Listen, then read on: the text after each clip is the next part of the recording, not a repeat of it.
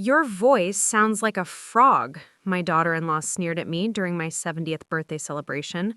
Maybe you should see a doctor about that croak before you embarrass yourself further. The entire restaurant fell silent as her words cut through the air like a knife. My son Marcus nodded in agreement, adding salt to the wound. Mom, Vivian's right. It's gotten worse lately. You sound ridiculous when you try to speak up.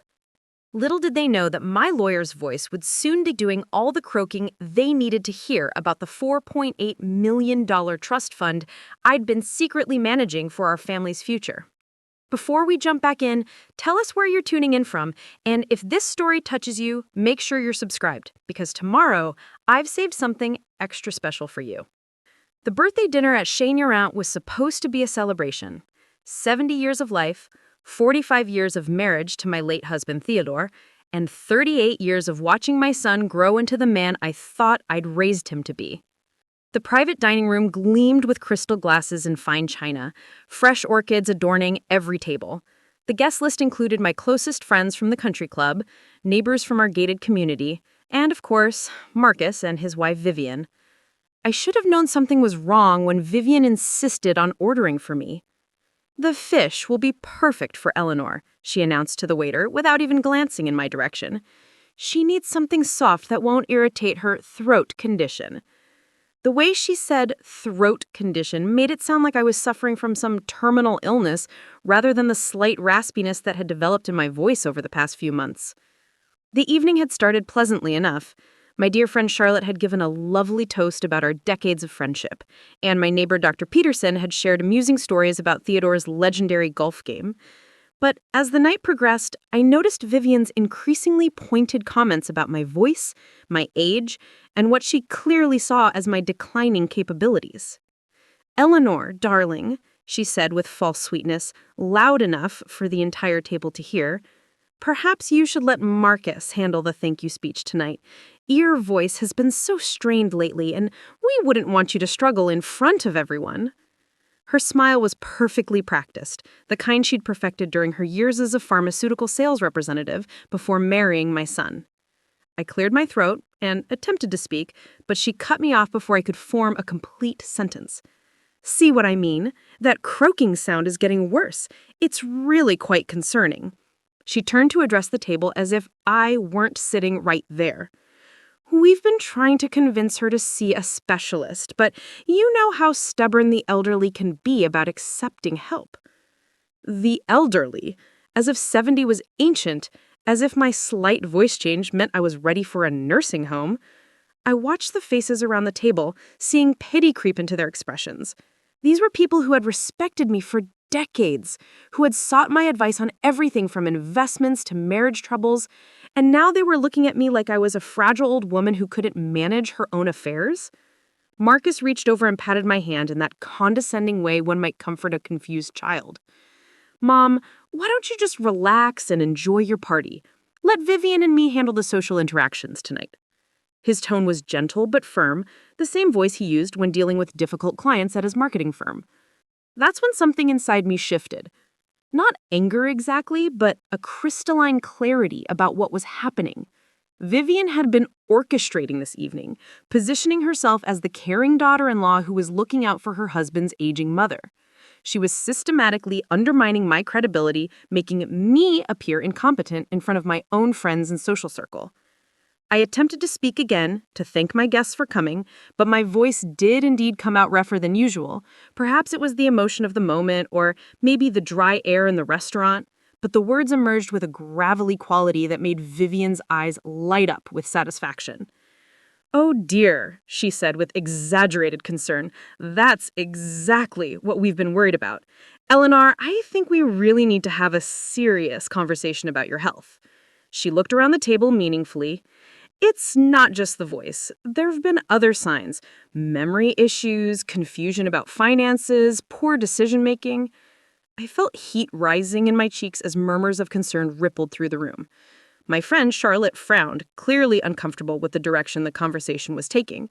Dr. Peterson shifted in his seat, looking like he wanted to change the subject but didn't know how. "What kind of confusion?" Charlotte asked quietly, her loyalty to me evident in her tone. Vivian was ready for this question. Well, just last month, she nearly sent a very large check to what was obviously a telephone scam. If Marcus hadn't intervened, she could have lost thousands of dollars. She shook her head sadly. And she's been making some very questionable investment decisions lately. We're concerned she's being taken advantage of by unscrupulous financial advisors. The lie was so smoothly delivered, so perfectly crafted, that I almost admired her skill, even as I felt my reputation crumbling around me. There had been no telephone scam, no questionable investments. In fact, my financial portfolio was performing better than it ever had, thanks to strategies I'd been implementing for decades without anyone's knowledge or assistance. Perhaps, Vivian continued, her voice taking on a reluctant tone, as if she hated to suggest such a thing, it might be time to consider having someone help manage her affairs. Just temporarily, of course, until we can get her health issues sorted out. The word affairs hung in the air like a sword of Damocles. I understood now what this evening was really about. This wasn't a birthday celebration. It was a carefully staged intervention designed to establish my incompetence in front of witnesses who could later testify to my apparent decline. I tried once more to speak, to defend myself, but my voice betrayed me again. The words came out as barely more than a whisper, and Vivian seized on the moment like a predator spotting wounded prey. You see, she can barely make herself heard. How can she possibly handle complex financial decisions or important conversations with her doctors? She turned to Marcus with tears glistening in her eyes. Honey, I know this is hard, but we have to think about what's best for your mother. Marcus nodded gravely, playing his role to perfection. I've been avoiding this conversation for months, but you're right. Mom, we love you too much to watch you struggle like this. Maybe it's time we looked into getting you some help. The patronizing kindness in his voice was somehow worse than outright cruelty would have been. This was my son, the boy I'd raised alone after Theodore's death when Marcus was only 15, the teenager I'd supported through college and graduate school, whose business I had helped finance in its early days, whose wife I had welcomed into our family, despite my private reservations about her character. I looked around the table at faces that had moments before been celebrating my life and now appeared to be attending my social funeral. The pity in their eyes was unbearable, but worse was the acceptance. They believed what Vivian was telling them because it fit a narrative they understood. The aging parent who slowly loses capacity while the caring children step in to help.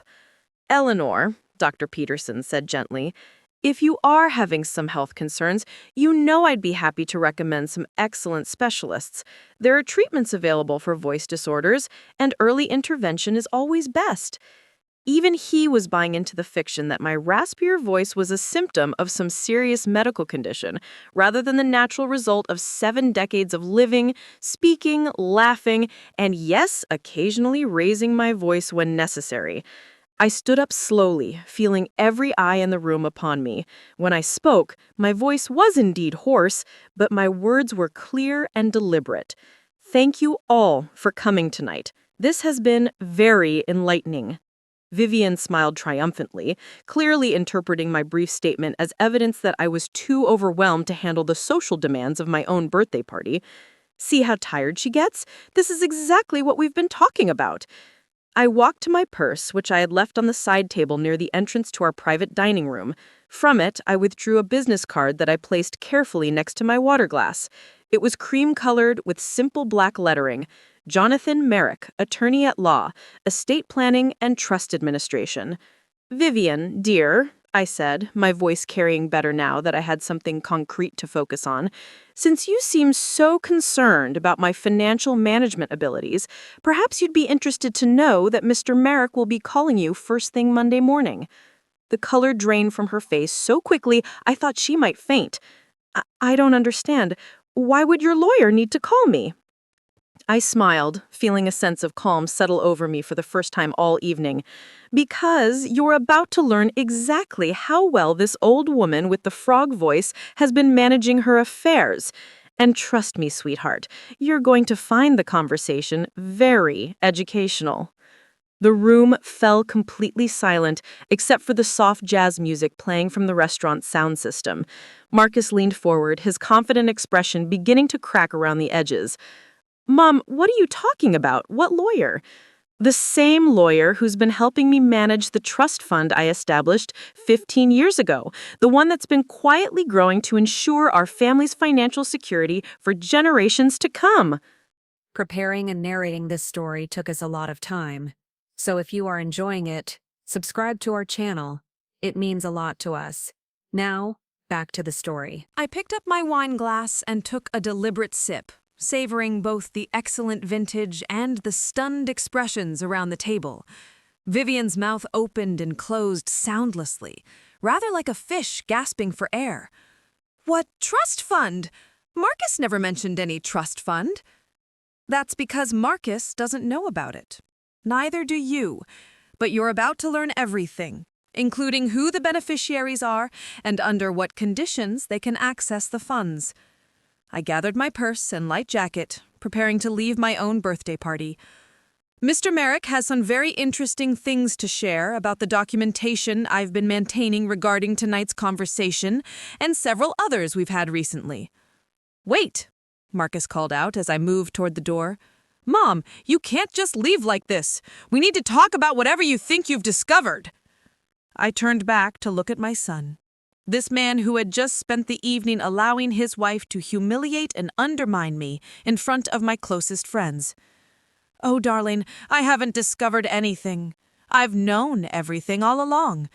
The question is whether you and your wife are prepared to learn just how wrong you've been about the woman you thought you could dismiss as a croaking old fool."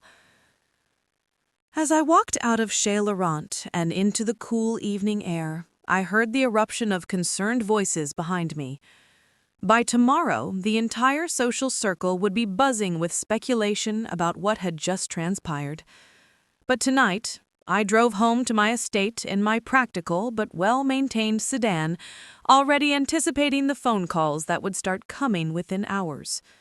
Vivian and Marcus were about to discover that the woman they'd been treating like an incompetent burden was actually the architect of their comfortable lifestyle and the guardian of their financial future. More importantly, they were about to learn that trust, once broken, carried consequences that no amount of apologies could undo. The question was no longer whether my voice sounded like a frog. The question was whether they would be able to stomach what my lawyer's voice would reveal about the choices they'd made and the price they were about to pay for them. I pulled into my circular driveway, past the manicured gardens that Theodore and I had planned together decades ago, and smiled at the irony. Tomorrow, everyone would finally hear my voice clearly, even if it came through the precise legal language of Mr. Jonathan Merrick. And what he had to say would change everything. The silk scarf around my neck had loosened during the evening, and as I adjusted it in my rear-view mirror, I noticed that my voice already felt clearer.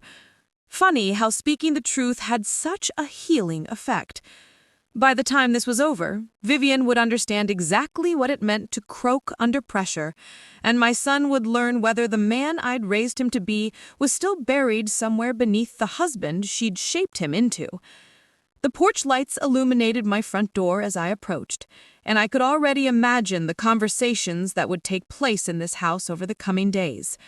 Some would be difficult, some painful, and some would determine whether our family had any chance of surviving the revelations that were about to unfold. But for the first time in months, I felt like myself again.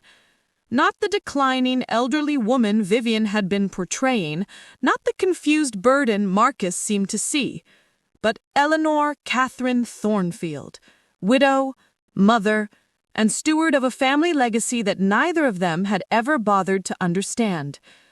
Tomorrow, they would begin to learn exactly what that legacy meant and what it would cost them to have taken it for granted. As I walked out of Chez Laurent and into the cool evening air, I heard the eruption of concerned voices behind me. By tomorrow, the entire social circle would be buzzing with speculation about what had just transpired. But tonight, I drove home to my estate in my practical but well-maintained sedan, already anticipating the phone calls that would start coming within hours. Vivian and Marcus were about to discover that the woman they'd been treating like an incompetent burden was actually the architect of their comfortable lifestyle and the guardian of their financial future. More importantly, they were about to learn that trust, once broken, carried consequences that no amount of apologies could undo. The question was no longer whether my voice sounded like a frog. The question was whether they would be able to stomach what my lawyer's voice would reveal about the choices they'd made and the price they were about to pay for them.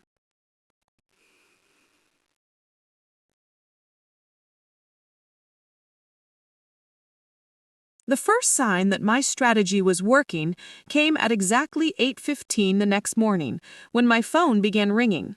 I was in my morning routine, enjoying coffee in Theodore's favorite chair, while reviewing the financial documents I'd need for my meeting with Jonathan, when Marcus's name appeared on the screen. "Mom, we need to talk." His voice was strained, missing the casual confidence from the night before. "Vivian barely slept. She's been researching trust funds and estate law all night." I took a leisurely sip of my coffee before responding. "Good morning to you too, darling. I trust you both had a restful evening after such a lovely birthday celebration." "Mom, please, don't play games. What trust fund were you talking about? When did you set it up? How much money are we talking about?" The questions tumbled out of him rapid fire, revealing just how rattled he and Vivian had become. "Those are excellent questions, Marcus. I'm sure Mr. Merrick will address all of them when he calls Vivian this morning." I believe he's scheduled to reach out around 9:30. There was a pause on the line, and I could hear muffled voices in the background. Vivian was clearly coaching him on what to ask, having appointed herself the family's new financial investigator. "Mom, if you have significant assets, why didn't you tell us? We could have been helping you manage them. We've been worried about your retirement security for years." The irony was so thick I could have cut it with a knife. Worried about my security? Is that what you call suggesting I see doctors for mental decline and questioning my ability to make financial decisions? That's not what we meant, and you know it. We were concerned about your well-being. The voice changes, some of the choices you've been making lately. "What choices, specifically?" I asked, genuinely curious to hear how they'd justify their campaign to undermine my competence. Marcus hesitated, clearly realizing he was walking into dangerous territory. "Well, like last month when you wanted to donate to that wildlife conservation group, $5,000 seemed like a lot for someone on a fixed income." I almost laughed. The donation he was referring to was actually one of my smaller charitable contributions. Last year alone, I'd given over $60,000 to various causes, all carefully documented and strategically planned for maximum tax benefit.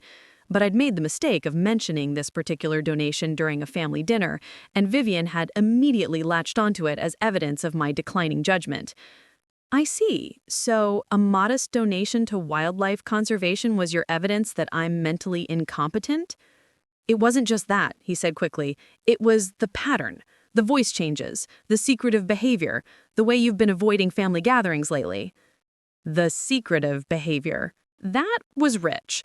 I'd been avoiding family gatherings because every interaction with Vivian left me feeling diminished and disrespected. But apparently, my reluctance to submit to their increasingly condescending treatment was proof of mental decline, rather than evidence that I had better things to do with my time. "Marcus, let me ask you something, and I want you to think carefully before you answer. In all your concerns about my well-being, did you ever consider simply asking me directly about my finances? Did you ever think to inquire whether I might have resources you weren't aware of?" The silence on the line stretched long enough that I wondered if the call had dropped. Finally, he spoke, his voice much quieter than before. "We didn't want to pry into your private affairs. But you were perfectly comfortable discussing my supposed incompetence with lawyers about guardianship options?" The sharp intake of breath told me I'd hit my target. "How did you know about that?" "The same way I know about most things that concern my family, Marcus. I pay attention, I ask questions, and I maintain relationships with people who keep me informed about matters that affect my interests. This was only partially true. I'd actually learned about their consultations with elder law attorneys through my longtime friend Margaret, whose son worked at the firm they'd approached. But Marcus didn't need to know the specifics of my information network. Mom, we were just exploring options. We weren't planning to do anything without talking to you first. Another lie, smoothly delivered. But I'd raised this boy, and I knew when he was being truthful and when he was trying to manage a situation to his advantage. Well, you won't need to explore those options any longer. After today, you'll have a much clearer picture of exactly what you'd be trying to take control of. I heard Vivian's voice in the background, sharp and insistent, though I couldn't make out the words. Marcus came back on the line with renewed urgency. Mom, Vivian wants to know about the lawyer. Who is Jonathan Merrick? Why haven't we heard of him before? Mr. Merrick has been my attorney for over 15 years. You haven't heard of him because my legal affairs haven't concerned you until now. That's about to change. What do you mean it's about to change? I stood up and walked to the window overlooking my garden, where Theodore had planted rose bushes for every anniversary we'd celebrated, 30 roses in all, each variety carefully chosen and lovingly tended. I mean that the trust fund I established has certain conditions regarding beneficiary access and management succession. Recent events have triggered some of those conditions. What kind of conditions? The kind that protect family assets from being mismanaged by people who demonstrate poor judgment, disrespect for family members, or attempts to manipulate elderly relatives for financial gain. The silence this time was absolute. I could picture Marcus and Vivian staring at each other as the implications of my words sank in. Mom, are you saying that what happened last night affects our inheritance? Our inheritance. Not my assets, not family resources, but their inheritance. As if my life's work existed solely for their eventual benefit. I'm saying that every family conversation, every attempt to undermine my competence, and every consultation with elder law attorneys has been documented and evaluated according to the trust's protection clauses. Protection clauses? Provisions designed to ensure that family wealth remains with family members who demonstrate respect, integrity, and genuine concern for each other's well-being rather than financial opportunism. I heard what sounded like Vivian's voice becoming more animated, though Marcus was clearly trying to shield the phone from your conversation. Mom, can we come over? We need to discuss this face-to-face. I'm afraid I have appointments this morning, but I'm sure Mr. Merrick will be able to answer all your questions when he calls. When will you be free to talk? I considered this question carefully. The truth was, I wanted to see how they handled the information they were about to receive before deciding on our next conversation. Their reaction would tell me everything I needed to know about whether there was any hope for rebuilding our relationship on a foundation of mutual respect. That depends on several factors, Marcus, including how honestly you and Vivian respond to Mr. Merrick's questions and whether you're prepared to acknowledge some uncomfortable truths about your recent behavior. What uncomfortable truths? That you've been treating me like an incompetent burden while secretly planning to take control of my affairs, that your wife has been systematically undermining my reputation and relationships, and that both of you have been operating under assumptions about my capabilities and resources that are not only wrong, but insulting. The conversation was interrupted by my doorbell. Through the window, I could see a delivery truck in my driveway. I need to go, Marcus. I have a delivery to sign for. Mom, wait, please. We can work this out. Whatever we've done wrong, we can fix it. Maybe you can. We'll find out soon enough.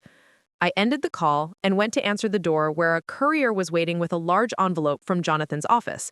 Inside were copies of all the trust documents, financial statements, and beneficiary information that Vivian and Marcus would be receiving within the hour.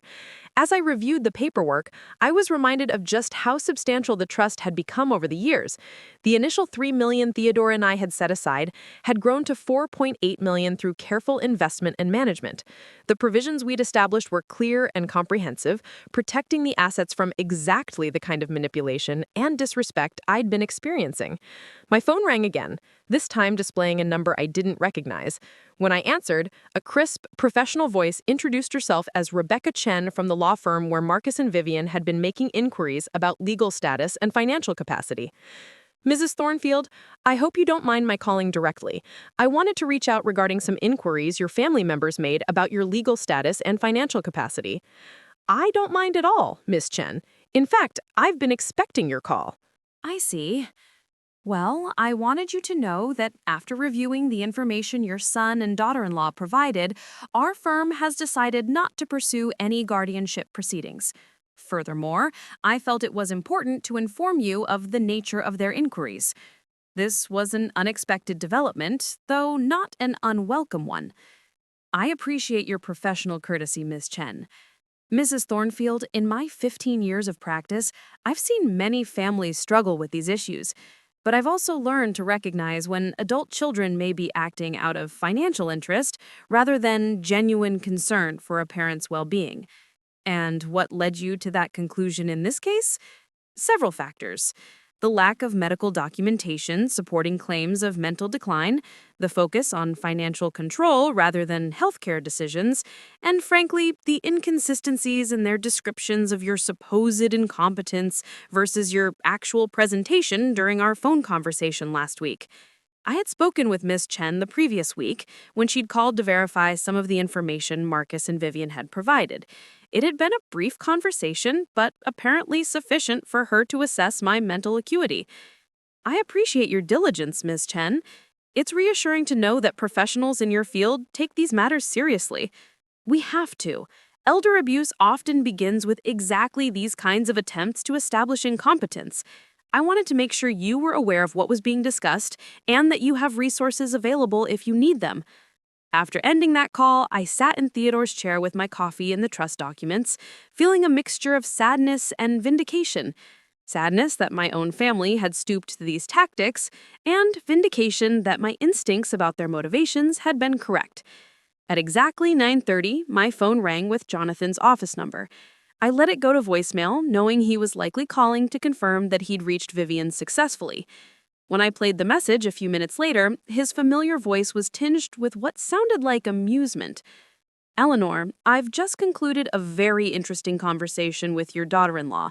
She had quite a few questions about the trust, most of which she probably wishes she hadn't asked. I think you'll find this afternoon's meeting very enlightening. See you at 2 o'clock. The morning passed quietly after that. I tended to my roses, reviewed some investment statements, and prepared a light lunch. The peace was exactly what I needed before the confrontation that was surely coming. At 1:15, a car pulled into my driveway with such force that the gravel sprayed across my lawn. Marcus emerged from the driver's side looking haggard, while Vivian climbed out of the passenger seat clutching a folder thick with what appeared to be printed research about trust law and elder rights. They knocked on my door with the urgency of people whose world had just been turned upside down. When I opened it, Vivian's face was blotchy with tears, and Marcus looked like he hadn't slept since our phone conversation last week. "Mom, we need to talk," Marcus said without preamble. "We've been thinking about everything, and we realize we may have made some mistakes." "Some mistakes," I repeated, stepping aside to let them in. That's an interesting way to characterize a campaign to have me declared mentally incompetent so you could control my finances. Vivian clutched her folder tighter. "We never wanted to control your finances. We were worried about you. The voice changes, the secretive behavior, the way you've been withdrawing from family activities. The way I've been protecting myself from your disrespect and manipulation, you mean?" We settled in my living room where Theodore's presence still felt strong among the furniture we'd chosen together and the artwork we'd collected over decades of marriage. Vivian perched on the edge of the sofa as if ready to flee, while Marcus sank into a chair with the defeated posture of a man who'd just learned his assumptions about the world were completely wrong. "Mom," Marcus began carefully, "your lawyer explained about the trust, about the conditions and the protection clauses. We had no idea you'd been so successful with your investments. You had no idea because you never asked. You assumed that because I chose to live modestly and because I lost Theodore, I must be struggling financially and mentally." Vivian finally spoke, her voice smaller than I'd ever heard her. "The money in the trust, it's really all yours? Every penny. Accumulated through 45 years of careful investment, business consulting, and financial planning that apparently none of you bothered to inquire about." "Business consulting?" Marcus looked genuinely confused. "What business consulting?" I walked to my desk and retrieved a portfolio I hadn't shown anyone in years. Inside were contracts, client testimonials, and financial records documenting the investment consulting firm I'd run quietly for decades, serving high-net-worth individuals who valued discretion and expertise over flashy offices and aggressive marketing. Thornfield Financial Consulting. I've been managing portfolios for select clients since before you graduated college, Marcus. The income from that work, combined with your father's life insurance and our joint investments, formed the foundation of the trust. Vivian stared at the documents as if they were written in a foreign language. But you never said anything about having a business. You always talked about being retired. I retired from my corporate job 15 years ago. I never retired from investing or consulting. I simply became more selective about my clients and more private about my work. The weight of their miscalculations was beginning to sink in. Not only had they misjudged my financial situation, but they'd been planning to take control of assets that dwarfed anything they'd imagined possible. Mr. Merrick explained about the beneficiary conditions, Marcus said quietly, about the respect and integrity requirements. And he said that recent events have triggered a review of our status under those conditions. I nodded. The trust includes provisions to protect family assets from beneficiaries who demonstrate disrespect for family members, attempts to manipulate elderly relatives, or actions that suggest they view family relationships primarily in financial terms. Vivian's face crumpled. We're losing our inheritance because of last night? You're potentially losing your inheritance because of a pattern of behavior that culminated last night. The public humiliation was simply the final straw that activated protections Theodore and I put in place to prevent exactly this kind of family dynamics. What can we do? Marcus asked desperately. How do we fix this? I looked at my son, remembering the boy who used to help Theodore in the garden, who'd cried when our dog died, who'd been so proud when he graduated college. Somewhere inside this man who'd allowed his wife to orchestrate my humiliation was the child I'd raised to be better than this.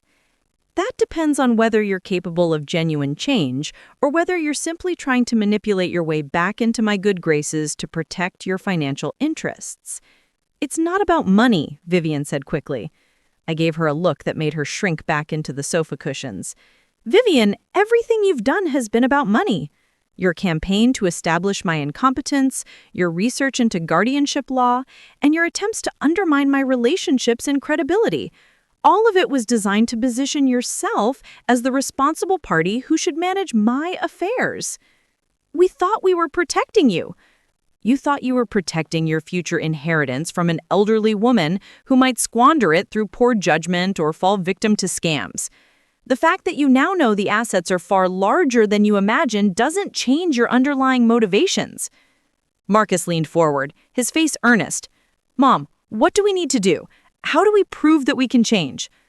I considered his question carefully. The trust's provisions allowed for rehabilitation of beneficiary status, but the requirements were stringent and the timeline was long. First, you need to acknowledge the full scope of what you've done. Not just the birthday dinner, but months of undermining my competence, researching guardianship options, and treating me like a burden rather than a person deserving of respect. They both nodded, though I could see the discomfort in their faces as they confronted their own behavior.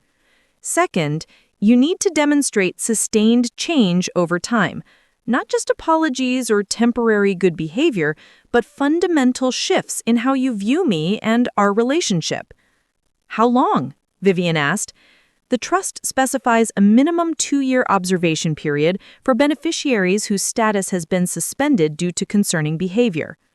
The number hit them like a physical blow. 2 years of uncertainty, of knowing that their financial future hung in the balance based on their ability to treat me with genuine respect rather than calculated kindness. And, I continued, you need to understand that even if your beneficiary status is eventually restored, the terms will be different. There will be additional protections, more stringent conditions, and ongoing monitoring to ensure that this situation never happens again. Vivian was crying now, finally understanding the magnitude of what her behavior had cost them. Marcus looked like a man watching his world collapse around him. What happens to the money if we don't meet the conditions? he asked. The trust has provisions for alternative beneficiaries, charities, educational institutions, causes that Theodore and I cared about. The money will go where it can do genuine good, rather than enabling people who view family relationships as financial opportunities. The silence that followed was heavy with the weight of consequences finally coming home to roost. These were people who had taken my love and generosity for granted, who had mistaken my modest lifestyle for poverty and my kindness for weakness. "Can we start over?" Vivian asked through tears. "Can we prove to you that we're better than what we've shown you?" I looked at her, this woman who had spent our entire relationship treating me as an inconvenience to be managed, and felt something I hadn't expected. A flicker of hope. Not for a quick reconciliation or easy forgiveness, but for the possibility that people could indeed change when confronted with the consequences of their choices. That remains to be seen, Vivian. But I suppose we'll find out together. The weeks following that confrontation in my living room passed with the peculiar tension of a family walking on eggshells around a bomb that had already exploded. Marcus called every other day with carefully neutral conversations about the weather, his work, and inconsequential neighborhood gossip. Vivian sent awkward text messages asking about my health and whether I needed anything from the grocery store. Both of them were clearly terrified of saying or doing anything that might further jeopardize their position in the trust. I found their sudden attentiveness more exhausting than their previous neglect. At least when they'd been dismissive and condescending, their motivations had been transparent. Now I had to constantly evaluate whether their concern was genuine or simply another form of manipulation designed to achieve their financial goals. The truth was more complicated than either of them understood. The trust provisions Theodore and I had established weren't simply punitive measures designed to control our son's behavior. They were protective mechanisms born from years of watching wealthy families destroy themselves through entitlement, greed, and the corrosive effects of unearned money on character development. I remembered the conversations Theodore and I had shared during those late evenings in his study, discussing how to structure our legacy in a way that would strengthen rather than weaken our family's values. He'd seen too many of his business associates struggle with children who viewed their parents' success as their own birthright, who developed expensive tastes and poor judgment because they'd never faced real consequences for their choices. The voice issue that had precipitated our current crisis was itself more complex than anyone realized. Yes, I'd developed a slight hoarseness over the past few months, but it wasn't the symptom of decline that Vivian had portrayed. It was actually the result of stress, of months of swallowing my anger and frustration rather than addressing the way I was being treated by my own family.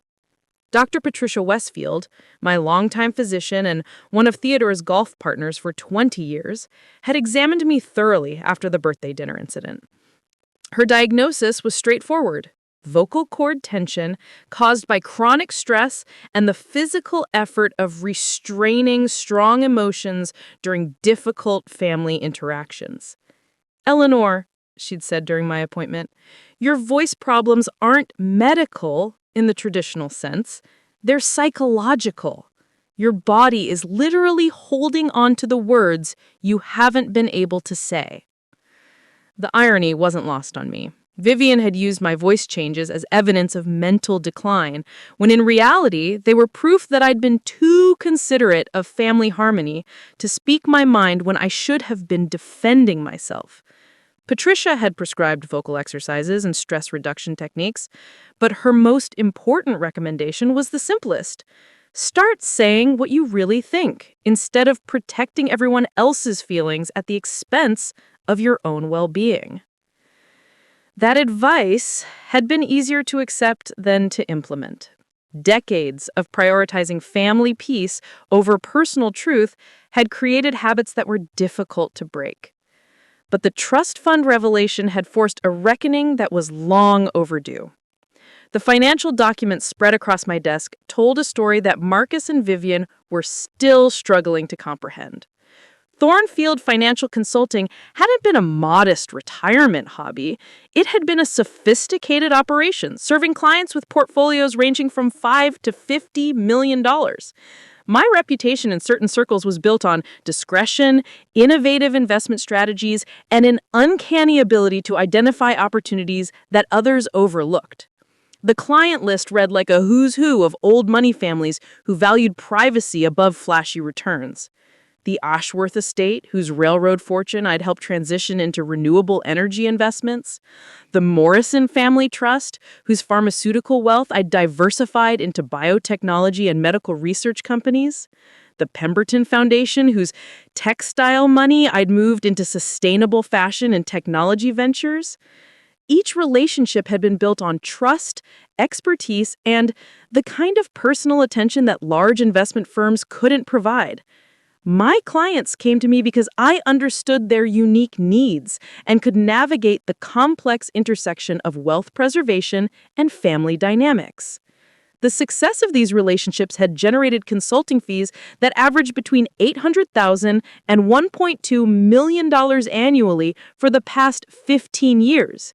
Combined with the returns on my own investment portfolio and Theodore's life insurance proceeds, our family's wealth had grown far beyond what Marcus and Vivian had ever imagined possible. But wealth without wisdom was dangerous, and wisdom without character was worthless. That's why Theodore and I had structured the trust with such detailed provisions about beneficiary conduct and family relationships. The protection clauses weren't arbitrary restrictions designed to control our son's life. They were carefully crafted standards intended to ensure that access to significant wealth came with corresponding demonstrations of maturity, respect, and genuine care for family bonds, rather than just financial outcomes. Marcus was discovering this reality in ways that were both educational and painful. His marketing firm, which I'd quietly supported for years through strategic client referrals and behind-the-scenes networking, was now operating without those advantages. The transition was forcing him to confront the difference between success that was earned and success that was subsidized. 3 of his major accounts had been clients I'd connected him with through my consulting network. When those relationships naturally concluded at the end of their contract periods, Marcus was learning what it meant to generate business purely through his own efforts and reputation. The experience was humbling, but not necessarily destructive. His work was solid, his strategic thinking was sound, and his communication skills were excellent. He simply had to work harder to prove himself without the invisible support network I had provided. Vivian's adjustment was more dramatic and more revealing. Without the financial cushion she'd grown accustomed to, she was discovering aspects of herself that prosperity had allowed her to ignore. The designer shopping trips ended, replaced by careful budgeting and strategic purchases. The weekly spa appointments gave way to at-home beauty routines and DIY treatments. More significantly, she was learning to fill her time with activities that didn't require significant disposable income. She'd started volunteering at the local animal shelter, initially as a way to demonstrate her commitment to personal growth, but gradually finding genuine satisfaction in the work. The volunteer coordinator, Maria Santos, called me one afternoon to share her observations about Vivian's involvement. "Mrs. Thornfield, I hope you don't mind my reaching out, but I wanted you to know how impressed we've been with your daughter-in-law's dedication. She started coming in twice a week, and now she's here almost every day. The animals respond to her beautifully." The conversation was illuminating in ways Maria probably didn't intend. For the first time in years, someone was describing Vivian in terms of her actions and character, rather than her appearance or social connections. The work was challenging, often messy, and completely unrelated to the status-conscious activities that had previously defined her identity. But the most revealing change was in the way she talked about her time at the shelter. When she mentioned it during family phone calls, there was an authenticity in her voice that I hadn't heard before. She spoke about individual animals she was helping, about adoption successes, about the satisfaction of making a tangible difference in vulnerable creatures' lives.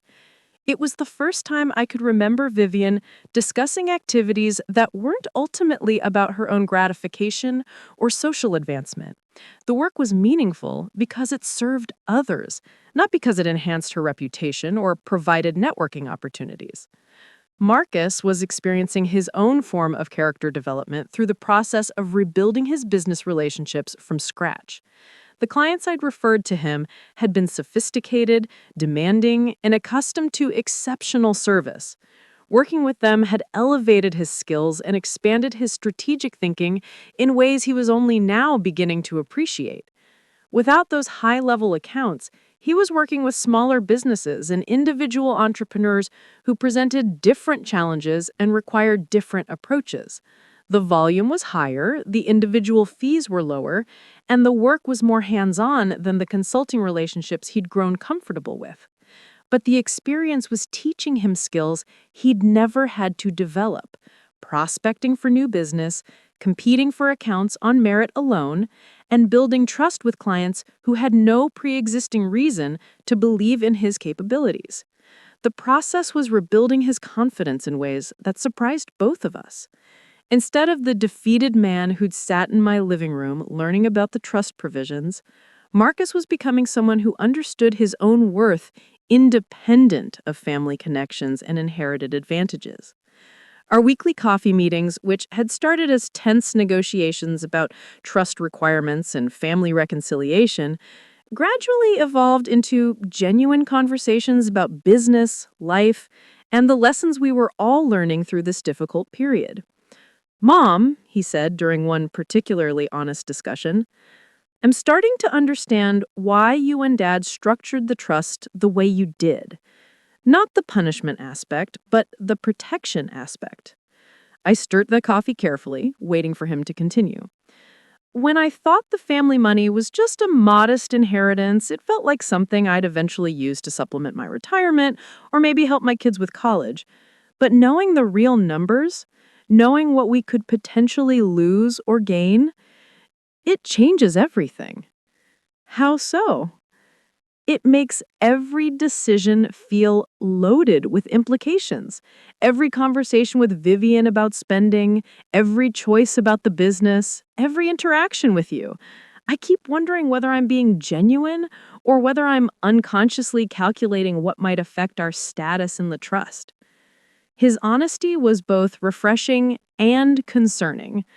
The self-awareness was encouraging, but the ongoing uncertainty about his own motivations suggested that the rehabilitation process would indeed require the full 2-year observation period the trust specified. "That's exactly why your father insisted on the extended timeline," I told him. "Genuine character change takes time to solidify. Anyone can modify their behavior temporarily to achieve a desired outcome, but real growth requires sustained effort and repeated choices to do the right thing even when it's difficult or unrewarding." Vivian's participation in these conversations had evolved as well. Initially, she'd been defensive and focused primarily on defending her past actions or explaining her motivations. But as weeks passed, she began asking different questions and engaging with the deeper issues underlying our family crisis. "Eleanor," she said during one of our monthly family dinners, "I've been thinking about what you said about respect and how it's different from politeness or consideration." The dinner had become a monthly tradition since the trust revelation, replacing the sporadic and often tense family gatherings that had characterized our relationship before. The conversations were still careful, but they were increasingly substantial. "I realized that I was treating you the way I thought elderly mothers-in-law should be treated, not the way you specifically deserve to be treated based on who you are and what you've accomplished." The distinction was more sophisticated than I'd expected from her, and it suggested a level of self-reflection that gave me hope for her continued development. "What made you think about that difference?" I asked. "Working with the animals at the shelter. Each dog or cat has their own personality, their own needs, their own way of responding to people. The volunteers who are most successful are the ones who pay attention to what each individual animal requires rather than just applying generic pet care techniques. The analogy was imperfect but insightful. She was beginning to understand that relationships required attention to specific individuals rather than assumptions based on categories or roles. I think I was treating you like a generic elderly person rather than like Eleanor Thornfield, successful businesswoman, widow, mother, an individual with her own preferences and dignity. The acknowledgement was significant, but it was her next comment that truly surprised me. I also think I was threatened by your competence and independence because it made me feel insecure about my own contributions to the family. This level of self-awareness represented a dramatic shift from the woman who'd spent our birthday dinner systematically undermining my credibility in front of my friends. "What do you mean?" I asked. "You'd built this successful consulting business, accumulated significant wealth, and maintained your independence after Theodore's death. Meanwhile, I define myself primarily through my marriage to Marcus and my ability to maintain a certain lifestyle." She paused, gathering her thoughts carefully. "When I tried to establish that you were declining mentally, I think I was unconsciously trying to position myself as the competent one in the family. If you were failing, then my role as the responsible daughter-in-law became more important." The psychological insight was both painful and enlightening. Vivian's campaign against my competence hadn't just been about financial control. It had been about establishing her own relevance and importance within our family structure. "I needed you to be less capable so that I could feel more valuable," she continued. That's not just disrespectful, it's cruel. And it explains why I kept focusing on your voice changes and other minor issues rather than asking about your experiences or listening to what you were actually saying. These conversations were revealing transformations that extended beyond the specific behaviors that had triggered our crisis. Both Marcus and Vivian were developing more mature perspectives on family relationships, personal responsibility, and the difference between entitlement and earned privilege. But the most significant changes were in my own understanding of what I wanted from our relationships going forward. The trust provisions provided a framework for protecting family assets, but they couldn't create genuine affection or authentic connection. Those had to be built through sustained effort and mutual respect. The question that emerged from our weekly interactions wasn't whether Marcus and Vivian could meet the technical requirements for trust beneficiary status. They were clearly capable of modifying their behavior and demonstrating the respect and consideration that the trust required.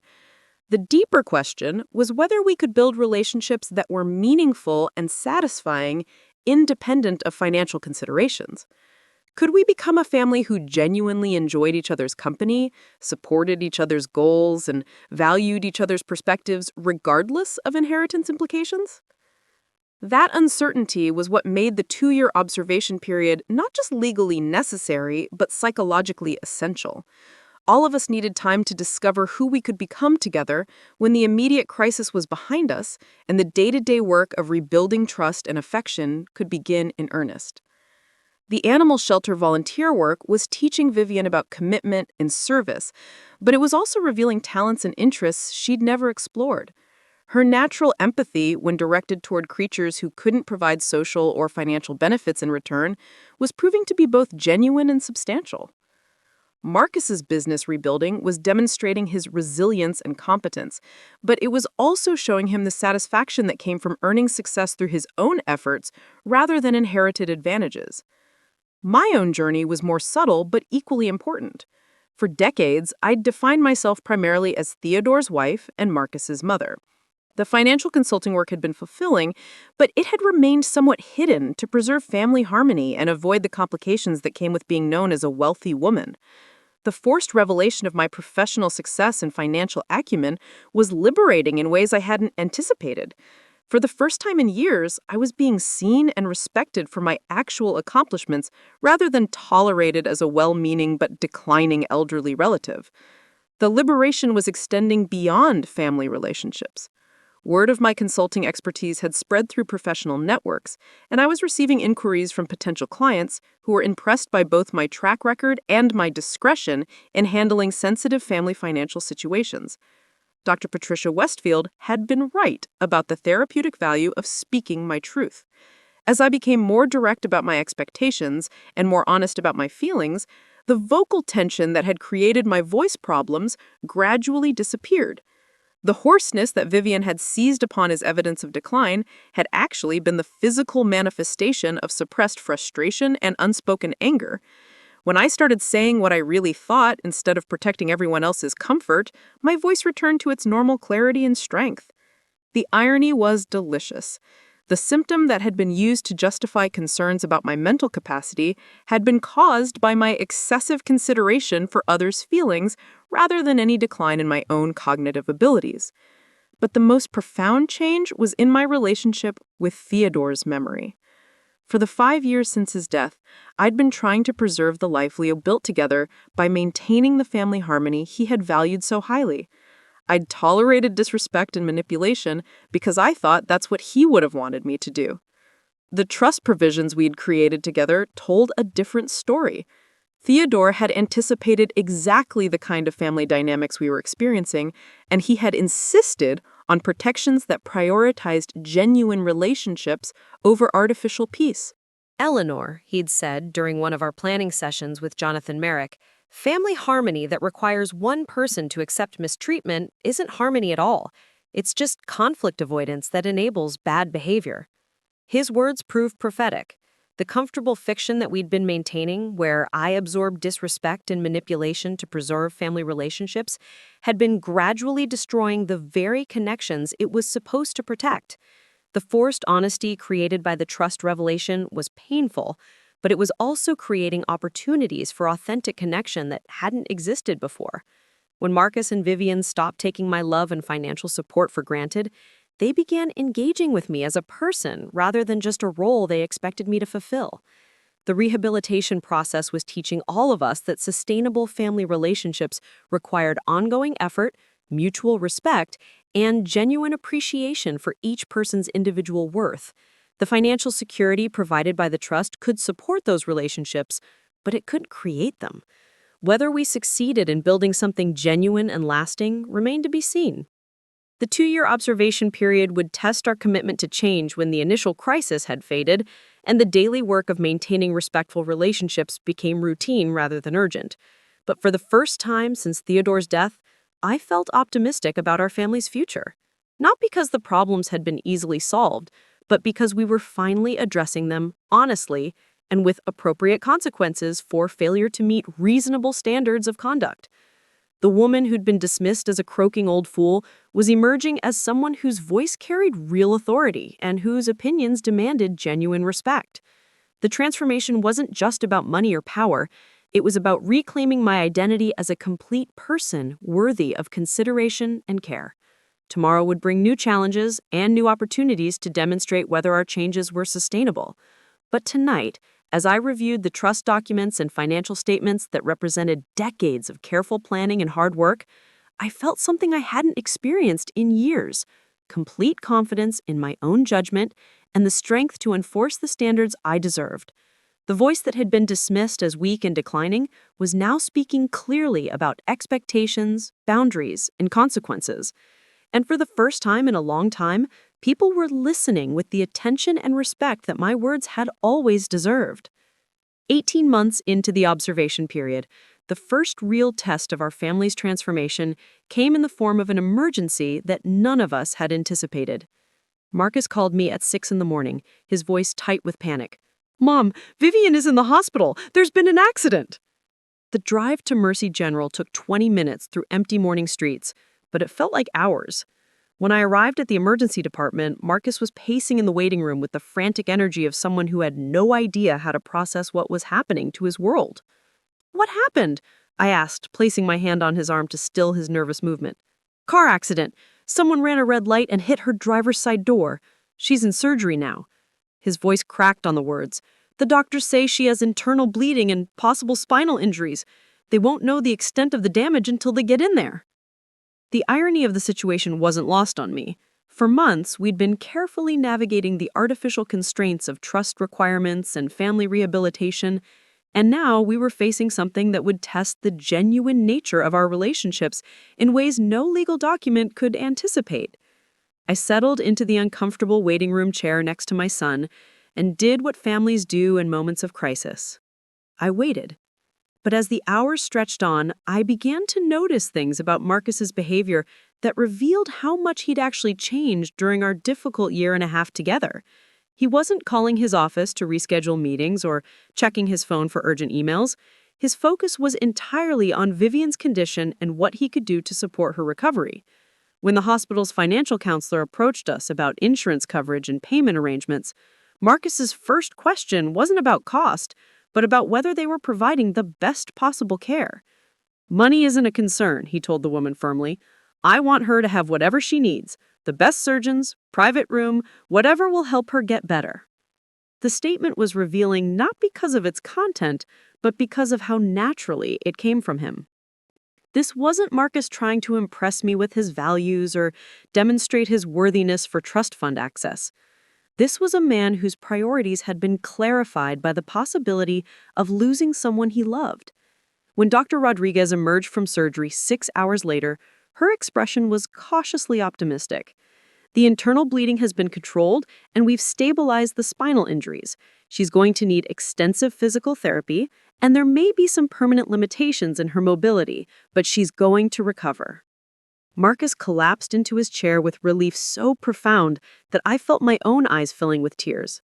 Whatever games we'd been playing with trust funds and family dynamics seemed utterly trivial in the face of Vivian's brush with permanent disability or death. The recovery period that followed became a masterclass in character revelation. Vivian spent 3 weeks in the hospital and another month in rehabilitation, learning to walk again after spinal surgery that had successfully prevented paralysis, but left her with reduced strength and flexibility in her legs. In those weeks, Marcus essentially moved into the hospital. He worked from Vivian's room when she was sleeping, fed her when her hands were too weak to manage utensils, and helped her with physical therapy exercises that were painful and exhausting. The man who had once stood by while his wife humiliated me was now demonstrating a capacity for selfless care that surprised everyone, including himself. But it was Vivian's response to her own vulnerability that proved most illuminating. The woman who had defined herself through physical appearance and social status was now dependent on others for the most basic activities. She couldn't drive, couldn't walk without assistance, and couldn't maintain the polished image that had been central to her identity. Instead of becoming bitter or demanding, she seemed to find a kind of peace in the simplicity of focusing on fundamental recovery goals. Learning to walk 20 feet without a walker, being able to shower independently, returning to her volunteer work at the animal shelter, even if it meant accepting tasks that accommodated her physical limitations. "Eleanor," she said during one of my daily visits to the rehabilitation center, "I keep thinking about how I treated you when I thought you were becoming frail or dependent. I was so afraid of weakness, so contemptuous of vulnerability, because I couldn't imagine maintaining dignity without complete independence." She was lying in the narrow hospital bed, wearing the generic gown that made everyone look diminished, but there was something in her face that looked stronger than I'd ever seen her. Now I understand that dignity doesn't come from never needing help. It comes from how you handle the help you need and how you treat the people who provide it. The insight was hard-earned and genuine. She wasn't performing for my benefit or trying to score points in some rehabilitation competition. She was sharing a real discovery about herself and the world that had emerged from her own experience of vulnerability. The animal shelter had been remarkably accommodating about her return to volunteer work. Maria Santos had restructured Vivian's responsibilities to focus on tasks she could manage from a seated position, socializing with cats, processing adoption paperwork, and training new volunteers. The work was different but equally meaningful, and Vivian approached it with an enthusiasm that seemed undiminished by her physical limitations. "The cats don't care that I can't lift heavy bags of food or clean the high kennels," she told me. They just want attention and consistency. It's taught me something about what actually matters in relationships. Marcus's business had stabilized during this period in ways that reflected his growing maturity and focus. The crisis had forced him to delegate more effectively and trust his employees with greater responsibilities. Instead of trying to control every aspect of operations, he'd learned to build systems and relationships that could function even when he wasn't physically present. The result was a more sustainable and profitable operation than he'd achieved even when I'd been providing invisible support. His clients respected the quality of his work and the integrity of his business practices. Several had increased their contracts during Vivian's recovery period, specifically because they were impressed with how he'd handled the personal crisis without compromising his professional commitments. I used to think success meant never showing weakness or admitting that personal problems might affect my work, he told me, during one of our coffee meetings, which had continued throughout Vivian's hospitalization. But my clients actually respect the fact that I'm dealing with a family crisis honestly, while still meeting my obligations to them. The observation was sophisticated and reflected a level of self-awareness that hadn't existed when our family troubles began. Marcus was learning to integrate different aspects of his life rather than compartmentalizing them in ways that created stress and inconsistency. But the most significant development was how naturally he'd stepped into a caretaking role without any expectation of recognition or reward. The man who had once questioned my mental competence based on minor voice changes was now patiently helping his wife relearn basic motor skills without any suggestion that her temporary limitations reflected poorly on her intelligence or worth. It's strange, he reflected. When I was worried about your voice and your decision-making, I think I was really worried about my own future security. I was afraid that if you became dependent, I'd have to take care of you, and I didn't know if I was capable of that kind of responsibility. The honesty was both painful and enlightening. His concerns about my competence had indeed been rooted in fears about his own capacity to handle difficult family obligations. But taking care of Vivian doesn't feel like a burden. It feels like the most important thing I've ever done. And it's made me realize that I was judging your situation based on my own insecurities, rather than actually paying attention to what you needed or wanted. These conversations were happening against the backdrop of trust fund requirements that suddenly seemed almost irrelevant. The legal framework that Theodore and I had established was designed to protect family assets from people who viewed relationships primarily in financial terms. But the crisis had revealed that Marcus and Vivian were developing the exact qualities the trust was meant to encourage: genuine care for each other, resilience in the face of adversity, and the ability to prioritize relationships over material concerns. Jonathan Merrick had been monitoring our family's progress through quarterly reports and occasional check-ins. But he called me directly after learning about Vivian's accident and Marcus's response to it. Eleanor, I've been practicing family law for 30 years, and I've seen how crises reveal people's true character. What I'm observing with your son is remarkable. He's demonstrated exactly the kind of maturity and priorities that Theodore was hoping the trust provisions would encourage. The legal assessment was gratifying, but it was less important than my own observations about how our relationships were evolving. The fear and uncertainty that characterized our interactions during the early months of the observation period had been replaced by something that felt more like genuine affection and mutual respect. Vivian's recovery was progressing steadily, though she would indeed have permanent limitations that required ongoing accommodation. She would never regain full strength in her left leg, and activities that required extensive standing or walking would always be challenging. But rather than mourning the loss of her previous physical capabilities, she seemed to be discovering interests and talents that her former lifestyle had never allowed her to explore. The volunteer work at the animal shelter had evolved into a leadership role, training other volunteers and developing programs for disabled animals who were often considered unadoptable. Her own experience with mobility limitations had given her insights into how to create enriching environments for animals with similar challenges. There's a dog named Charlie who lost his back legs in an accident. Everyone assumed he'd never be happy or find a home, but we've taught him to use a wheelchair device, and he's actually more active and playful than some of the able-bodied dogs. The parallel to her own situation was obvious, but Vivian drew it explicitly. I used to think that any limitation or vulnerability was essentially a death sentence for a meaningful life, but Charlie's taught me that adaptability and joy are more important than perfect physical function. Vivian's success with disabled animals had attracted attention from veterinary schools and animal therapy organizations. She'd been invited to consult on adaptive equipment design and to speak at conferences about innovative approaches to animal rehabilitation.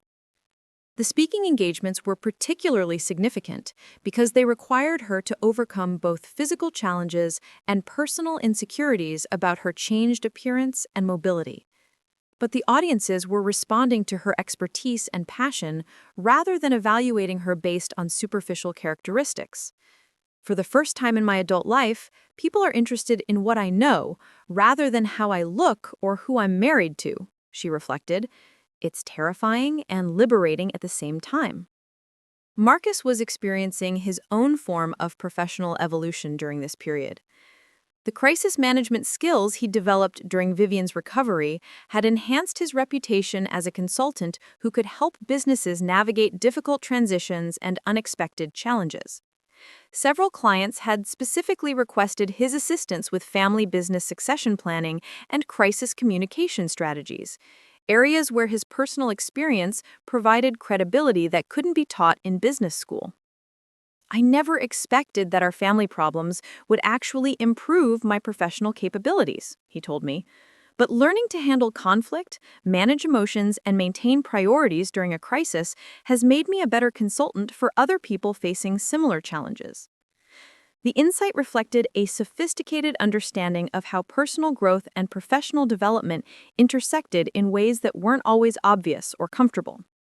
But the most important changes were in our family dinners, which had continued throughout Vivian's recovery and had gradually become genuinely enjoyable rather than careful diplomatic exercises. The conversations were more honest. The laughter was more frequent, and the underlying tension that had characterized our interactions for years had largely disappeared. You know, Vivian said during one particularly relaxed evening, I used to dread these dinners because I was always worried about saying the wrong thing or revealing that I didn't know something I thought I should know. She was seated in a comfortable chair that accommodated her back limitations, but her posture was more relaxed than I'd ever seen it. Now I actually look forward to them because I'm learning things about both of you that I never knew before, like Eleanor's stories about the early days of her consulting business and Marcus's ideas about expanding into new markets. The admission was significant because it revealed how much energy she'd previously spent on self-protection rather than genuine engagement with our family conversations. Marcus nodded in agreement. I think I was doing the same thing, always calculating what I should say rather than just talking about what I was actually thinking or feeling. These developments were encouraging, but they also raised complex questions about the trust fund requirements and timeline. The legal framework specified a 2-year observation period, but it also included provisions for early restoration of full beneficiary status in cases where extraordinary circumstances demonstrated genuine transformation. Vivian's accident and their response to it certainly qualified as extraordinary circumstances, but I was reluctant to abbreviate the observation period simply because they'd handled one crisis well. Real character change required demonstration across multiple situations and over extended time periods. Jonathan Merrick agreed with my cautious approach when we discussed the options during one of our regular consultations. The trust provisions are designed to protect against exactly this kind of situation, he reminded me. People can demonstrate remarkable character during acute crises, while still reverting to problematic patterns when the immediate pressure is removed. But he also acknowledged that the changes I was observing seemed substantial and sustainable. The question isn't whether they're capable of rising to meet extraordinary challenges. The question is whether they've internalized the values and behaviors that would prevent a return to the manipulative and disrespectful patterns that created problems in the first place. That assessment would require more time and more varied circumstances to evaluate properly. The animal shelter had provided Vivian with a new sense of purpose and identity. But would she maintain that commitment when other opportunities became available? Marcus had demonstrated remarkable dedication during his wife's recovery, but would he continue prioritizing relationships over convenience when the immediate crisis was resolved? These questions didn't have easy answers, and they probably couldn't be definitively resolved within any specific time frame. Character development was an ongoing process rather than a destination, and family relationships required constant attention and maintenance rather than one-time repairs. But what I could assess was whether they were developing the tools and perspectives that would serve them well in whatever challenges lay ahead. And in that regard, the progress was undeniable. Vivian had learned to find meaning and satisfaction in work that served others rather than just advancing her own status.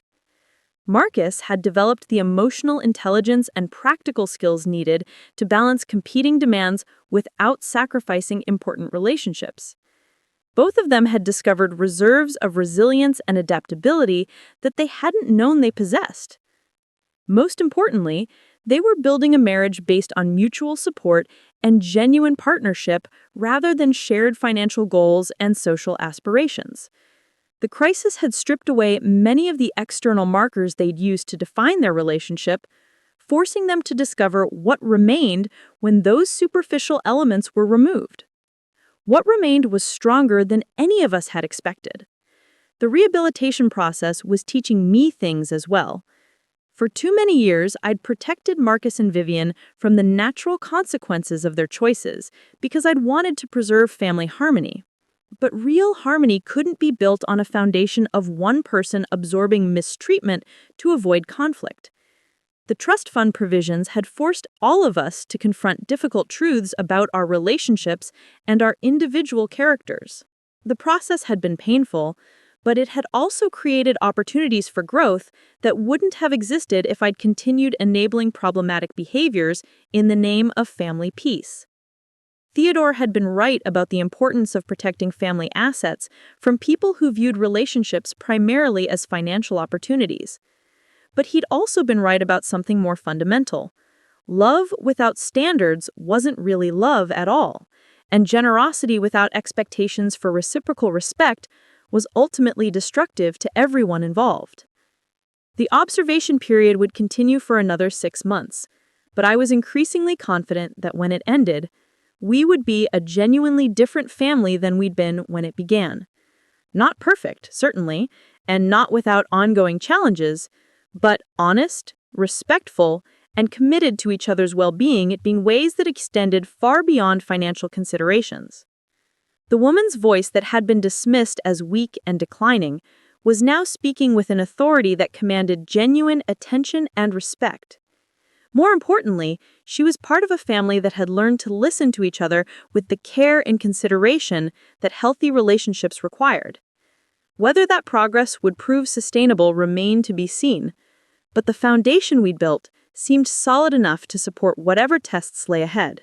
The 2-year observation period concluded on a crisp October morning, exactly 24 months after that disastrous birthday dinner at Chez Laurent. I was sitting in Jonathan Merrick's office, reviewing the final assessment documents that would determine Marcus and Vivian's future status as trust beneficiaries.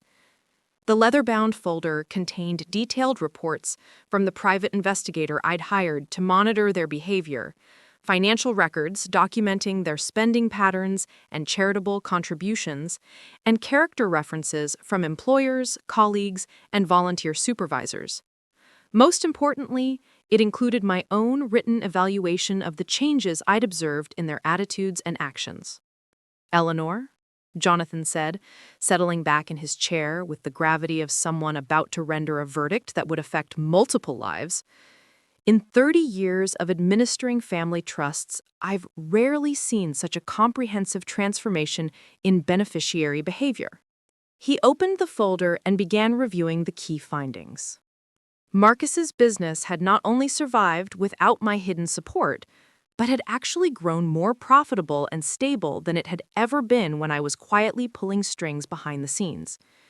His client retention rate was exceptional, his employee satisfaction scores were among the highest in his industry, and his reputation for integrity had generated referrals that kept him booked months in advance.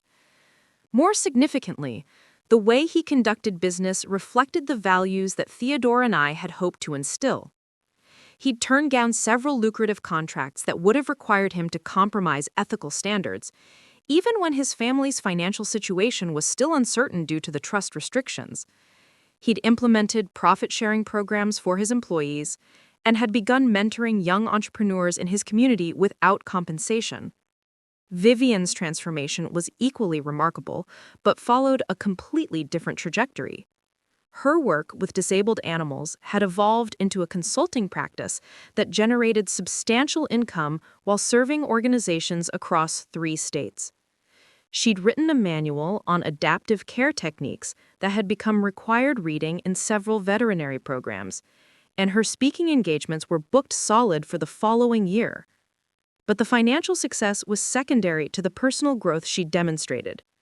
The woman who had once defined herself entirely through external validation was now pursuing work that often involved messy, unglamorous tasks with no social recognition whatsoever. She'd spent countless hours advocating for animals that most people considered hopeless cases, and she'd done it with a dedication that had impressed even the most experienced veterinary professionals. The character references are unanimous, Jonathan continued. Everyone who's worked with them describes people who are reliable, compassionate, and genuinely committed to serving others rather than advancing their own interests. The private investigator's report was particularly thorough because I'd asked him to look specifically for signs that their behavioral changes might be calculated performances designed to regain access to the trust fund. People who are simply managing their public image for financial gain typically revealed their true priorities in unguarded moments or private conversations. The investigator had found no evidence of such deception. Their charitable giving had continued even when they thought no one was monitoring it. Their treatment of service workers, subordinates, and vulnerable individuals was consistently respectful and generous.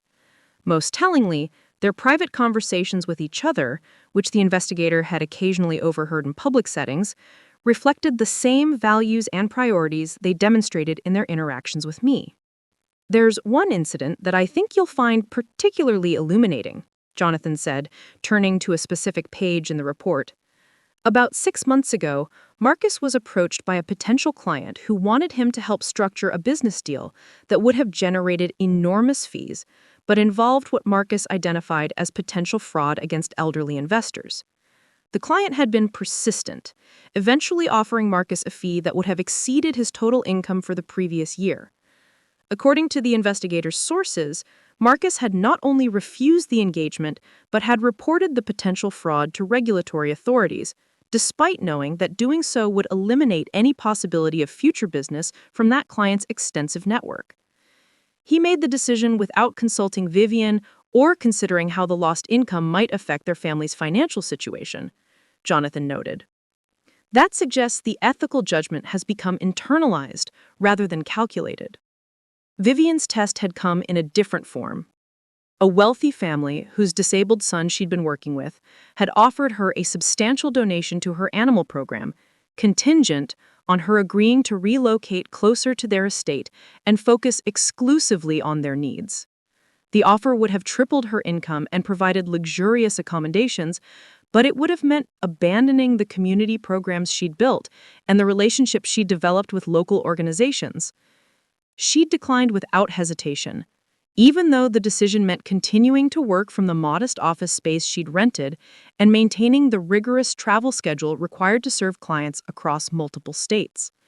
According to her supervisor at the animal shelter, Jonathan read from another report, She said she'd rather struggle financially while doing meaningful work than live comfortably while serving only people who could afford to pay premium fees. These incidents were significant because they demonstrated that Marcus and Vivian had developed internal value systems that guided their decisions even when external pressures and financial incentives pointed in different directions. They weren't just behaving well to impress me or meet trust requirements. They were making choices based on principles they'd internalized through their experiences over the past 2 years. The rehabilitation process had changed me as well, though my transformations were more subtle and perhaps more profound. For decades, I'd been carrying the burden of managing family relationships through financial manipulation and emotional accommodation. I'd provided hidden support to protect Marcus from failure, while simultaneously enabling behaviors that were ultimately destructive to his character development. The forced honesty created by the trust crisis had liberated me from that exhausting role. I was no longer responsible for managing other people's emotional reactions or protecting them from the consequences of their choices. The relationship I now had with Marcus and Vivian was built on mutual respect and genuine affection rather than obligation and financial dependency. Eleanor, Jonathan said, closing the assessment folder, the trust provisions give you complete discretion to restore full beneficiary status, maintain the current restrictions, or implement any intermediate arrangement you think appropriate. What are your thoughts? I had been considering this decision for weeks, weighing not just their demonstrated changes but also the long-term implications of different approaches. Restoring full access to the trust fund would eliminate the external pressure that had motivated much of their growth, but maintaining restrictions indefinitely would suggest a fundamental lack of trust in their transformations. I want to implement a graduated restoration, I said finally. Full beneficiary status will be restored, but with enhanced reporting requirements and additional protective clauses that can be triggered if concerning patterns reemerge. The approach reflected my belief that people were capable of sustained change, while acknowledging that character development was an ongoing process rather than a completed destination. The enhanced provisions would provide safeguards without creating the kind of punitive uncertainty that had characterized the observation period. Jonathan nodded approvingly. That's consistent with Theodore's original intentions. He wanted protections that encouraged growth rather than simply punishing mistakes. We spent the next hour crafting the specific language that would govern the modified trust arrangements. Marcus and Vivian would regain access to their inheritance, but they would also accept ongoing accountability for maintaining the standards they demonstrated during the rehabilitation period. The conversation reminded me of discussions I'd had with Theodore during the original trust planning sessions. He'd been particularly concerned about creating structures that would protect our family's wealth while also preserving the relationships that gave that wealth meaning. Money can strengthen family bonds or destroy them, he'd said during one late-night planning session. The difference usually depends on whether people see each other as individuals deserving of respect or as obstacles to getting what they want. The observation period had tested exactly that distinction. When Marcus and Vivian had viewed me primarily as a potential obstacle to their financial security, they'd been willing to undermine my competence and plan to take control of my affairs. But when they'd been forced to engage with me as a person whose respect and affection had to be earned, they'd discovered the satisfaction that came from genuine relationships. The legal documents were finalized by late afternoon, and I drove home through autumn streets lined with trees that Theodore and I had watched change colors for 30 years. The familiar route felt different now, not because the landscape had changed, but because I was returning to a life that was finally aligned with my authentic priorities and values. That evening, I called Marcus to arrange a family dinner where we could discuss the trust modifications and their implications. His response was characteristic of how much our communication had improved over the past 2 years. "Mom, whatever you've decided is fine with us. The most important thing is that we've learned to be a real family again." The sentiment might have sounded calculated or overly sentimental if it had come from the Marcus who'd stood by while Vivian humiliated me at my birthday party. But from the man who'd spent months caring for his injured wife while rebuilding his business on ethical foundations, It carried the weight of hard-earned wisdom. The dinner took place the following Saturday at my house, in the dining room where Theodore and I had hosted countless family celebrations during happier times. Vivian arrived walking with only a slight limp, her physical recovery having progressed beyond everyone's most optimistic projections. Marcus looked more relaxed and confident than I'd seen him in years. I explained the trust modifications over dinner, outlining how their beneficiary status would be restored while maintaining protections that served everyone's long-term interests. Their reaction was exactly what I'd hoped for: relief and gratitude, but not the desperate euphoria that would have suggested their primary concern was financial access rather than family reconciliation. "Thank you for giving us the chance to prove we could change," Vivian said quietly. "I know we didn't deserve it, and I know it took courage for you to enforce standards instead of just accepting whatever behavior was easiest to tolerate." The acknowledgement was sophisticated and generous, reflecting an understanding of how difficult it had been for me to maintain boundaries when doing so risked losing my relationship with my only child. Marcus added his own reflection on what the experience had taught him about family relationships and personal responsibility.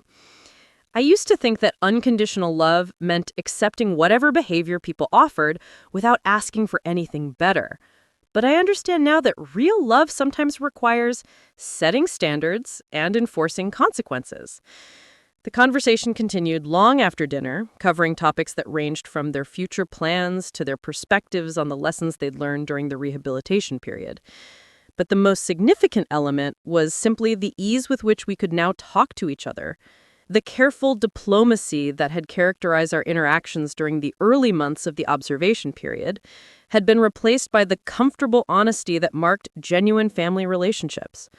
We could disagree about topics without anyone feeling threatened, and we could share personal struggles without fear of judgment or manipulation. Vivian mentioned her ongoing challenges with physical limitations and the way they'd forced her to reconsider her assumptions about strength and capability. Marcus talked about the satisfaction he'd found in building a business based on authentic relationships rather than inherited advantages. I shared my own discovery that speaking honestly about my expectations and feelings had improved not just our family relationships, but also my professional work and personal friendships. The voice problems that had been used to question my competence had completely disappeared once I stopped suppressing my authentic reactions to protect other people's comfort.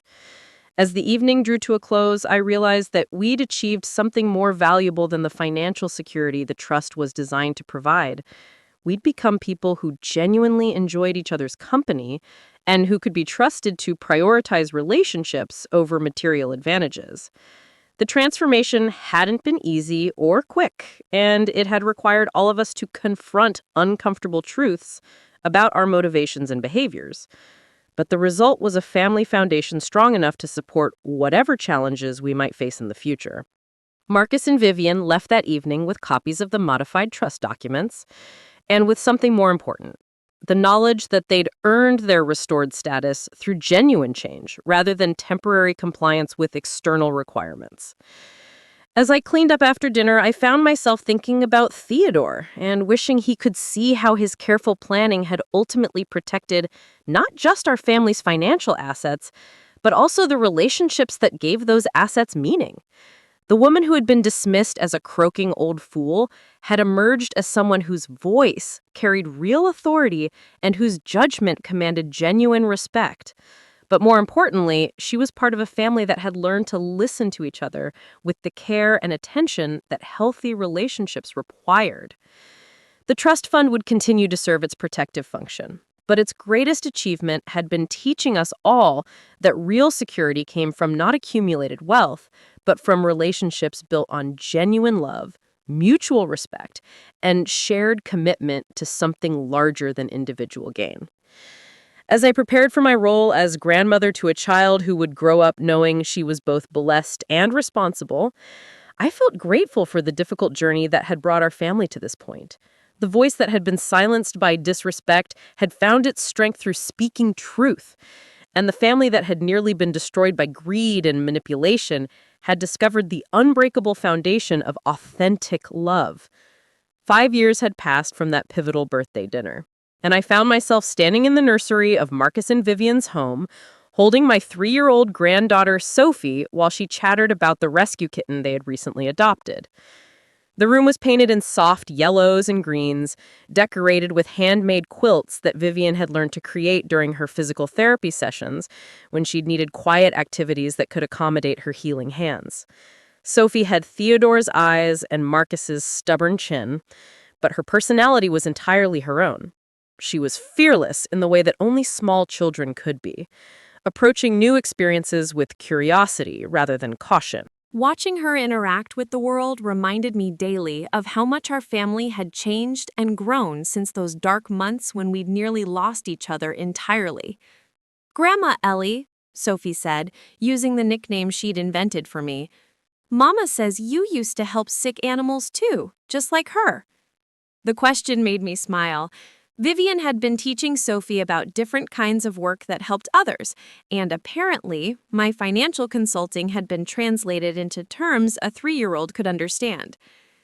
"I helped people take care of their money so they could take care of their families," I explained, settling into the rocking chair that had been Theodore's contribution to this room before his death.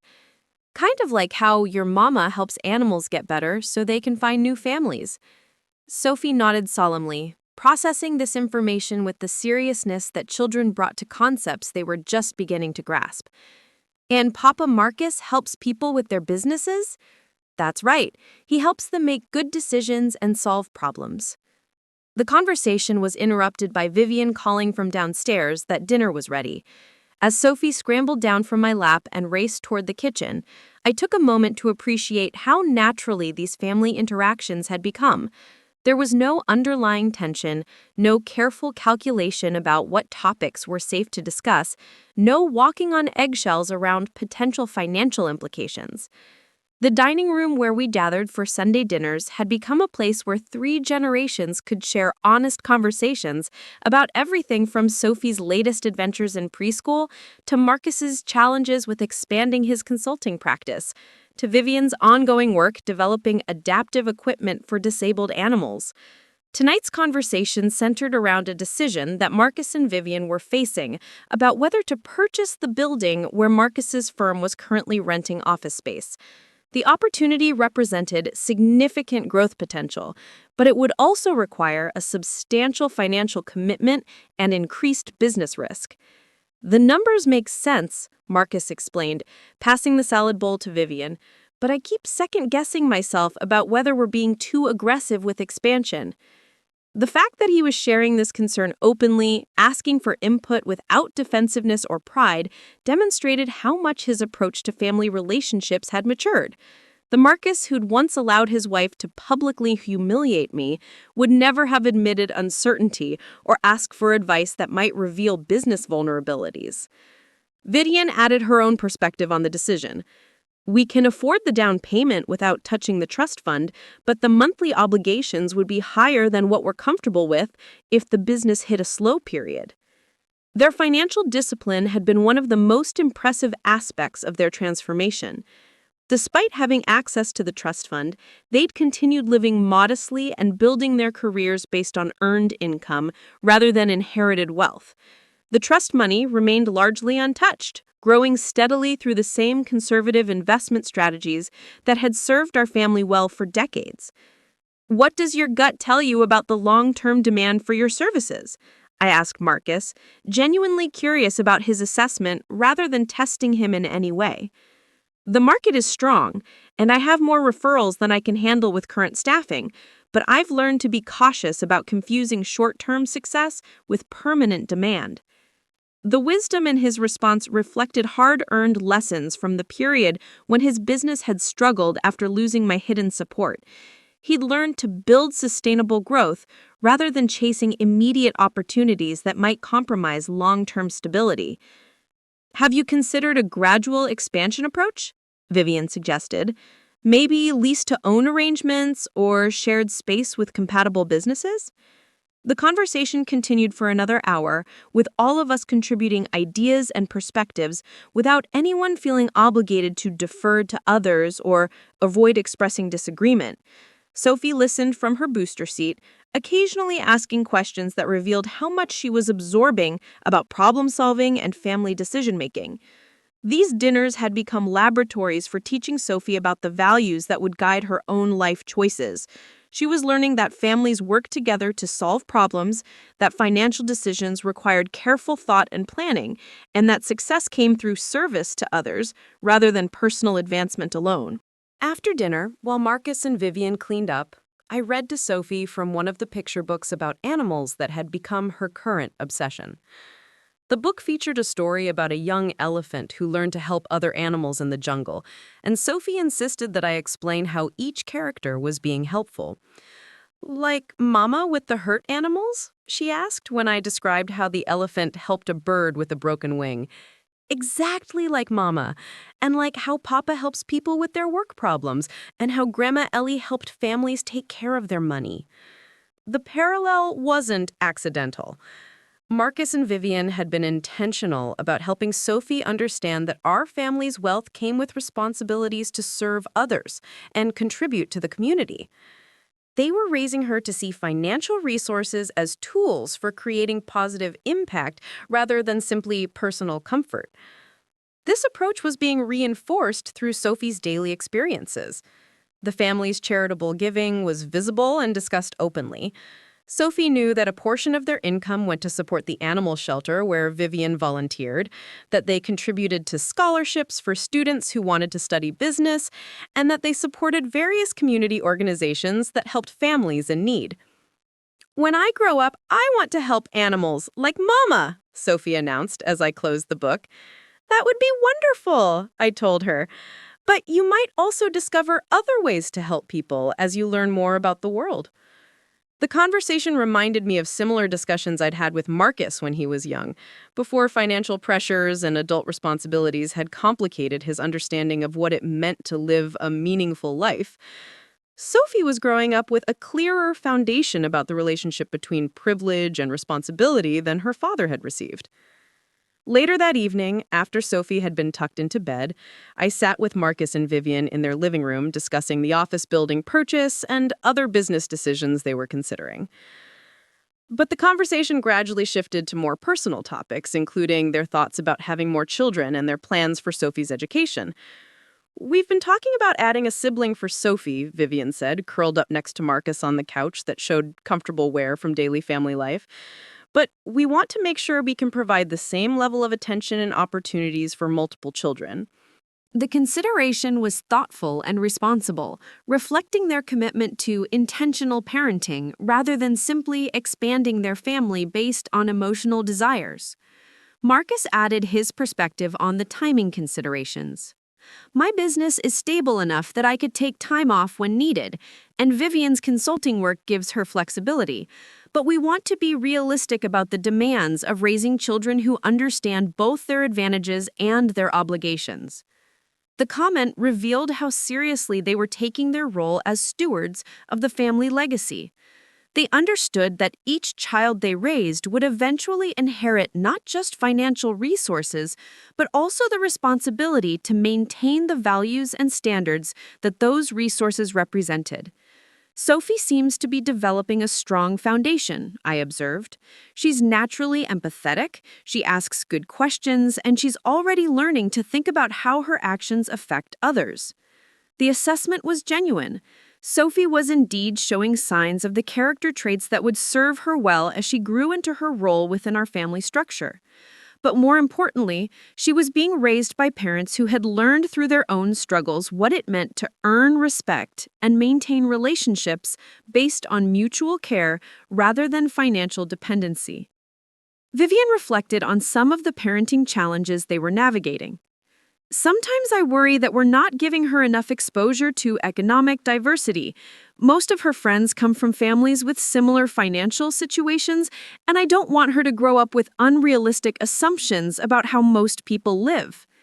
The concern was sophisticated and demonstrated the kind of awareness that had emerged from Vivian's work with the animal shelter, where she'd interacted with people from many different economic backgrounds. Marcus was addressing this concern through volunteer work that Sophie sometimes participated in. They'd begun serving meals at a local homeless shelter once a month, with Sophie helping in age-appropriate ways like setting tables and distributing packaged snacks. She's learning that not everyone has the same resources we do, Marcus explained, but she's also seeing how people help each other regardless of their financial situations. These experiences were providing Sophie with a more realistic understanding of economic inequality, while also demonstrating the importance of service and community involvement.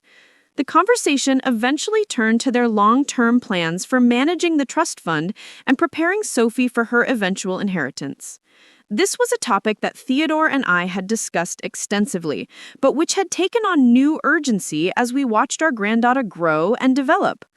We want her to have access to excellent education and meaningful opportunities, Vivian said, but we also want her to understand that those advantages come with expectations for how she'll use them.